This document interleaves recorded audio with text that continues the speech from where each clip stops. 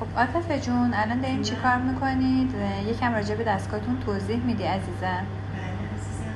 پوست صورت به مرور زمان پیر میشه، افتاده میشه، چروک میشه و روش‌های خیلی مختلفی الان برای این کار هستش. عمل هر کاری غیر تهاجمی دیگه‌ای که هر کی دوست داره میتونه انجام بده. ولی یکی از کارهایی که الان خیلی مورد توجه مردمه یه روش غیر تهاجمی بدون درد و بدون دوره نقاهتی که با کمک RF و تریپولار ما میایم پوست رو جوانسازی میکنیم و از افتادگی پوست جلوگیری میکنیم و قبقب پایین صورت هر جایی که میخواد بیفته با این دستگاه استحکام میدیم و با امواج رادیو فرکانسی که این دستگاه به پوست میده کلاژن سازی رو میبره بالا و پوست رو جوان میکنه. بعد هزینه‌اش چجوری از چه قیمت شروع میشه؟